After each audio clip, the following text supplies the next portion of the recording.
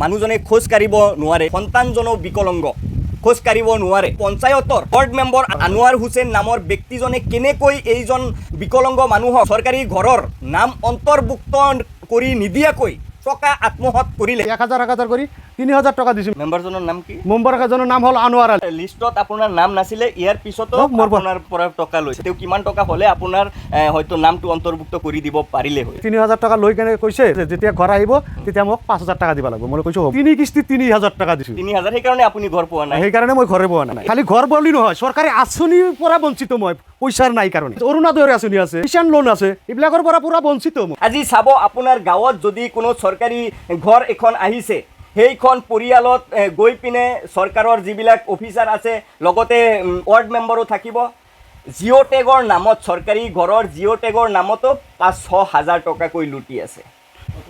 বহু প্ৰমাণ আছে, পিকচাৰ এটা মাৰিলেই 500 টকাকৈ দিবলগীয়া হয়। আচলতে কিয় এখন ঘৰত 3বাৰকৈ জিঅ' টেগ কৰিবলগীয়া হয়, 3বাৰকৈ যদি 1500কৈ দিবলগীয়া হয়, তেতিয়াহ'লে কিমান টকা যাব এটা চৰকাৰী ঘৰৰ নামত? পিছে আৰু আছে, যেতিয়া আপোনাৰ চৰকাৰী ঘৰখন আহিব, ঘৰখনৰ লিষ্টত নাম অন্তৰ্ভুক্ত কৰাৰ সময়তো 5000, 10000, 15000, 20000 লৈকে লৈ আছে। যাই পইচা বেছিটো দিয়ে। আচলতে প্ৰকৃততে আমি শিক্ষিত সমাজত বসবাস কৰি আছোনে? আচলতে আমি সুস্থ সমাজত বসবাস কৰি আছোনে? ৱাৰ্ড মেম্বাৰটো আনোৱাৰ আলী আছিল। সিয়ে ফোন কৰিলে, যোগাযোগ কৰিল মোৰ লগত। যোগাযোগ কৰাতে মই ৰাজত কাগজ পত্ৰ দিব লাগে, মই দিছোঁ, যাতে পইচাও দিছোঁ। ৰোজাৰ ঈদৰ আগৰ দিনা মই বজাৰত তাক লাগ ধৰিছোঁ। লাগ ধৰাতে সি কৈছে যে টেনশ্যন নাই, তো আপোনাৰ ঘৰটো হৈছে, পইচা সোমাবয়ে, টেনশ্যন কৰিব নালাগে। পাছত মই ক'লোঁ পইচাটো সোমাবই, ঈদৰ পাছতে পইচাটো সোমাই যাব, আপোনাৰ তেওঁৰ টেনশ্যন নাই। তাৰ পাছত মই পঞ্চায়ত অফিচত গ'লোঁ, খোজ কাঢ়িব নোৱাৰোঁ কাৰণে মই যোৱাটো পঞ্চায়ত অফিচত যোৱাটো মোৰ অক্ষম হয়, মই বহুত প্ৰব্লেম হয়, মই যাব নোৱাৰোঁ নহয় খোজকাঢ়ি। পাছত মই বাইক এটা সংযোগ কৰি, বাইকৰ লগত যোগাযোগ কৰি মই পঞ্চায়ত অফিচত গ'লোঁ। অফিচত যাই কেনে পঞ্চায়তৰ আওতাত মই এই ভোটাৰ ID-টো দিলোঁ। দিয়াতে পাছত মই কয় যে আপোনাৰ নামত কোনো আইডিয়ে নাই, ঘৰ পাব আপুনি কেনেকৈ? পঞ্চায়তৰ আওতাৰ পৰা সি আনোৱাৰক ফোন কৰিল যে লালচানৰ নামত বোলে ঘৰ আহিছে। মোৰ নামটো হ'ল লালচান আলী, সম্পূৰ্ণ নাম। সেই ঘৰটো আহিছে, সেই পঞ্চায়তৰ আওতাতে সেই আনোৱাৰক ফোন কৰিল। ফোন কৰাতে পাছত কয় লালচানৰ নামত বোলে ঘৰ আছে। ক'ত আছে ঘৰ? সিহঁতৰ কোনো ID নাম্বাৰে নাই, ক'তো ইয়াতে অনলাইনে কৰা নাই।